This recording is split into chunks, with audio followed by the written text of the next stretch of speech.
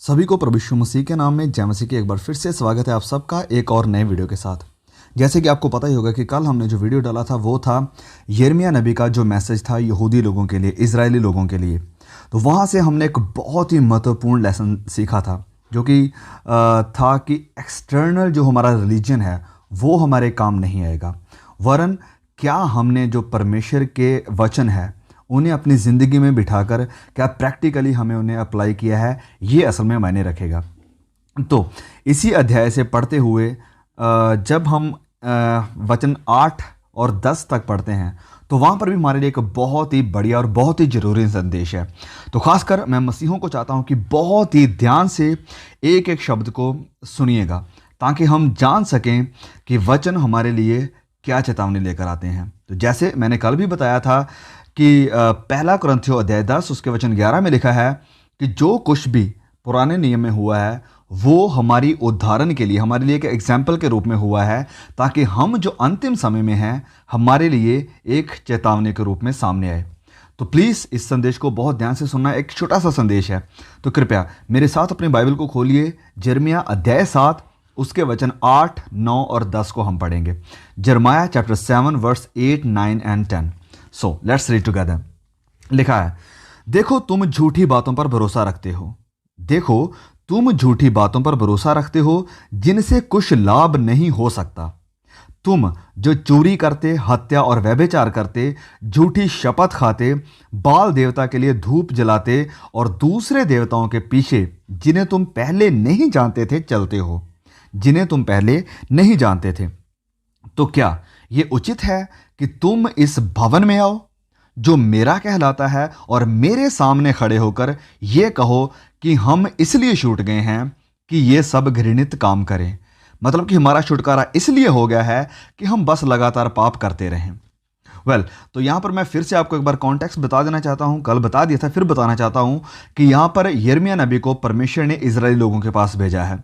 और भेजा कहाँ है हम जानते हैं जब हम अध्याय 7 के वचन 1 को पढ़ते हैं कि यिर्मयाह को भेजा गया है इस मंदिर के फाटक के ऊपर, यानी जो टेम्पल था परमेश्वर का, उसके फाटक, उसके गेट के ऊपर भेजा गया कि जो भी लोग इस मंदिर में आराधना करने के लिए, अपनी ऑफरिंग चढ़ाने के लिए आते हैं उन्हें ये संदेश दे। और हम सोच सकते हैं, इमेजिन कर सकते हैं कि ये संदेश देने के लिए कितनी हिम्मत चाहिए। उन लोगों को संदेश मिल रहा है, उन लोगों को चेतावनी मिल रही है जो लोग कहते हैं कि हम टेंपल में आते हैं, हम तो आराधना करते हैं, हम परमेश्वर के लोग हैं। तो इनके सामने खड़े होकर यिर्मयाह ये सारी बातें कर रहा है।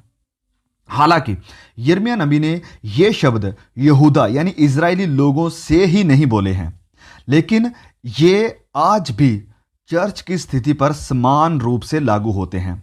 जैसे उनके लिए ये वचन लागू होते थे, आज हमारे लिए भी लागू होते हैं। यिर्मयाह 7 के ये वचन एक महत्वपूर्ण समय पर बोले और एक्सप्रेस किए गए थे जब मंदिर के प्रति लोगों का रवैया एक अंधविश्वासी का सा हो गया था। ये लोग एक अंधविश्वासी से बन गए थे और ये लोगों के लिए एक वार्निंग थी, और उन बाकी नबियों के खिलाफ भी जो लोगों को गुमराह कर रहे थे और लोगों को झूठी तसल्ली दे रहे थे। यिर्मयाह ने मंदिर के गेट के ऊपर खड़े होकर इन शब्दों को बोला था, उन सभी को ये पुकारते हुए जो यहोवा की यानी परमेश्वर की वर्शिप करने के लिए, प्रस्तिश करने के लिए इस मंदिर में, इस टेंपल में आते जाते थे। इस वक्त के ये सब लोग सभी प्रकार के घिनौने काम करते थे, जैसे कि नए आने जाने वाले लोगों, यतीमों और विधवा के प्रति अन्याय, निर्दोष का खून बहा देना और दूसरे देवताओं के पीछे अपने ही नुकसान के लिए जाना। सिर्फ यही नहीं, बल्कि हम वचन 8 में देखते हैं कि वह झूठे नबियों के डिसेप्टिव यानी गुमराह करने वाले शब्दों पर भरोसा कर रहे थे। झूठे नबियों पर उनका बहुत ज़्यादा भरोसा हो चुका था, जो कि उनके पाप से भरे गलत और बुरे कामों को कवर करते थे। ये झूठे नबी उनके पापों को कवर करते थे, उन्हें चेतावनी नहीं देते थे, उन्हें सच्चाई नहीं बताते थे। वह परमेश्वर की आज्ञाओं का उल्लंघन करने के लिए भी दोषी थे।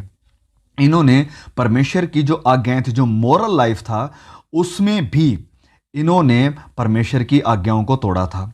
जब हम वचन 9 में पढ़ते हैं तो वहां पर लिखा है कि वह चोरी करते थे, हत्या करते, व्यभिचार करते, झूठी कसमें खाते, बाल देवता को धूप चढ़ाते थे और अन्य देवी देवताओं के पीछे जाते थे। जब हम फिर आते हैं यिर्मयाह अध्याय 7 उसके वचन 11 में, यहां पर लिखा है कि क्या यह भवन जो मेरा कहलाता है तुम्हारी दृष्टि में डाकुओं की गुफा हो गया है? मैंने संवय यह देखा है, यहोवा की यह वाणी है। मैं चाहता हूं कि आप इस समय चर्च की स्थिति यानी जो प्रेजेंट सिचुएशन है इस पर विचार करें।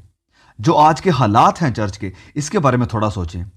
क्या आप कोई सह संबंध यानी दोनों में एक सिमिलैरिटी को देख सकते हैं जो इस वक्त यिर्मयाह के समय में हो रहा था और आज जो ज्यादातर कलीसियाओं में हो रहा है?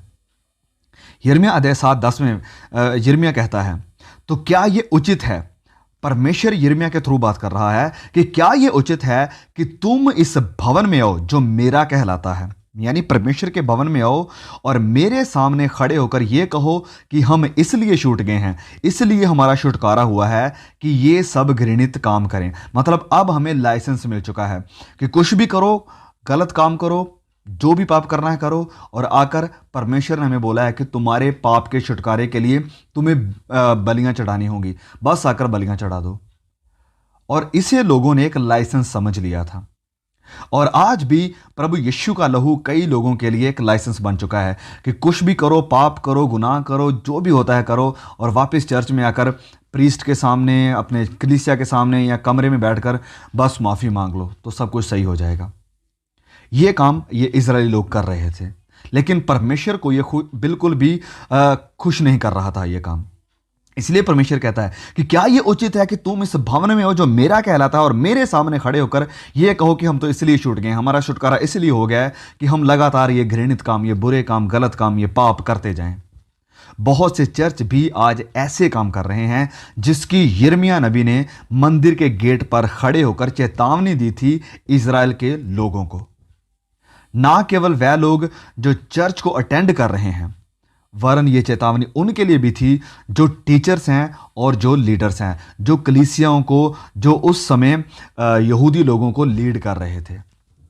यहूदियों ने ये झूठी उम्मीद लगा रखी थी क्योंकि यहोवा ने अपने रहन के स्थान के लिए इस मंदिर को चुना था, इसलिए इसे कभी भी नष्ट नहीं किया जा सकता है, ये कभी बर्बाद नहीं होगा। ये झूठी उम्मीद उन्होंने लगा रखी थी कि परमेश्वर ने खुद ये स्थान चुना है कि मैं यहां पर रहूंगा और इसलिए अब इस मंदिर का कुछ भी नहीं हो सकता है, इस मंदिर को कभी भी नाश, कभी भी बर्बाद नहीं किया जा सकता है। उन्होंने सोचा और मान लिया था कि इन रीति रिवाजों को पूरा करना पर्सनल प्योरिटी या अपने जीवन को पवित्र रखने से कहीं ज्यादा जरूरी है। मतलब उन्हें पर्सनल प्योरिटी की कोई परवाह नहीं थी, वरन बस इन रीति रिवाजों को वह पूरा करते थे। इसी तरह आज चर्च भी एक ऐसी ही प्रॉब्लम में है, बिल्कुल सेम सिचुएशन से होकर जा रहा है। पहली समस्या यह है कि इस इमारत को यानी बिल्डिंग को चर्च के रूप में हम देखते हैं, बजाय इसके कि प्रत्येक व्यक्ति, प्रत्येक वो इंसान जो चर्च में आता है, जो बिल्डिंग में आता है, वह खुद एक कलीसिया है। हमें यह विश्वास दिला दिया गया है कि चर्च जाने में ज्यादा वैल्यू है और हमारे मसीह जीवन के लिए जरूरी भी है। इससे परमेश्वर खुश होते हैं एंड दैट्स इनफ। लेकिन यह हम नहीं समझते हैं कि पवित्र जीवन जीने, परमेश्वर की इच्छा के अनुसार चलने में खुदा को इन रीति रिवाजों को पूरा करने से ज्यादा खुशी होती है। जब हम पवित्र जीवन जीते हैं, जब हम परमेश्वर की इच्छा के अनुसार चलते हैं, फिर हम खुद को मसीही या क्रिश्चियन कहते हैं, लेकिन उन बातों और उन कामों को करते हैं जो परमेश्वर को खुश नहीं करते हैं, और हम दुनिया से बिल्कुल भी अलग नहीं है। जैसा कि यिर्मयाह अध्याय 7 वचन 10 में कहा गया है कि उन सभी कामों को करना जो परमेश्वर के वचन के विपरीत हैं, और फिर यह कहना कि हम तो इसलिए छूट गए हैं, मतलब हमारा छुटकारा इसलिए हो गया है कि ये सब घृणित काम करें। केवल इतना ही नहीं बल्कि लीडर्स, परमेश्वर के चरवाहे सच्चाई नहीं सिखाते, क्योंकि वह उन लोगों को खोने से डरते हैं जो सब कुछ कंटिन्यू रखते हैं, मतलब जो सेवकाई को चला रहे हैं कुछ जरूरी धन चर्च में लाकर। जैसा कि वचन 11 में लिखा है, हम पढ़ सकते हैं इसी यिर्मयाह अध्याय 7 के वचन 11 में कि क्या यह भवन जो मेरा कहलाता है तुम्हारी दृष्टि में डाकुओं की गुफा बन गया है। मीन्स लूटने वाले लोगों से भर गया है? क्या लीडर्स पूरी सच्चाई सिखा रहे हैं, या वे आपको बस वो बता रहे हैं जो आपको सुनना पसंद है, बजाय इसके कि आप सच्चे और खरे संदेश को सुने जो आपको मसीह के दूसरे आगमन के लिए तैयार करेगा? परमेश्वर का वचन पढ़ें और समझें कि परमेश्वर आपकी जिंदगी से, आपके मसीही जीवन से क्या चाहते हैं। मैं कामों के द्वारा उद्धार पाने के बारे में बात नहीं कर रहा हूं यहां पर, प्लीज डोंट मिसअंडरस्टैंड मी, लेकिन मैं मसीह में आपके परिवर्तित जीवन के बारे में बात कर रहा हूं, आपके फ्रूट्स के बारे में बात कर रहा हूं। प्रचारक आज लोगों को सुसमाचार की पूर्णता को नहीं सिखा रहे हैं, जिसमें परमेश्वर का न्याय यानी जजमेंट भी शामिल है। वह परमेश्वर के क्रोध के टॉपिक को पूरी तरह से अपनी प्रीचिंग से निकाल चुके हैं, उसे पूरी तरह से हटा दिया है, जैसे कि इस टॉपिक से उन्हें शर्म आती है। प्रचारकों ने परमेश्वर का प्रेम इस कदर लोगों को सुना दिया है कि अब लोग परमेश्वर के बाकी कैरेक्टरिस्टिक्स के बारे में सुनना पसंद नहीं करते हैं। अगर कोई प्रचार ऐसा करता है तो लोग कहते हैं कि वाह, मेरा परमेश्वर तो ऐसा नहीं है, बाइबल का परमेश्वर तो ऐसा नहीं है, लेकिन है। अगर आप बाइबल को पढ़ते हैं तो आप जानते हैं कि परमेश्वर एक सच्चा न्यायी है, और वो परमेश्वर है जो बुराई से और बुरे काम करने वालों से नफरत करता है। यस, उसका प्यार, उसकी मोहब्बत, उसकी नफरत को हम कह सकते हैं ओवरकम कर देती है जब कोई मुड़ता है उसकी तरफ। लेकिन यह भी सच्चाई है कि अंत के समय में परमेश्वर अपने इस क्रोध को सबके ऊपर जाहिर करेगा जिन्होंने उसके बेटे मसीह यीशु के ऊपर विश्वास नहीं किया है और अपने गुनाहों से पश्चाताप नहीं किया है। परमेश्वर सिर्फ प्रेम ही नहीं है, बल्कि वह पवित्र और धर्मी भी है। परमेश्वर की पवित्रता को नजरअंदाज किया जा रहा है और चर्च को धंधे की तरह चलाया जा रहा है। लोगों को खुश करने की इच्छा ही आज हमारे सुसमाचार के संदेश को बिगाड़ रही है।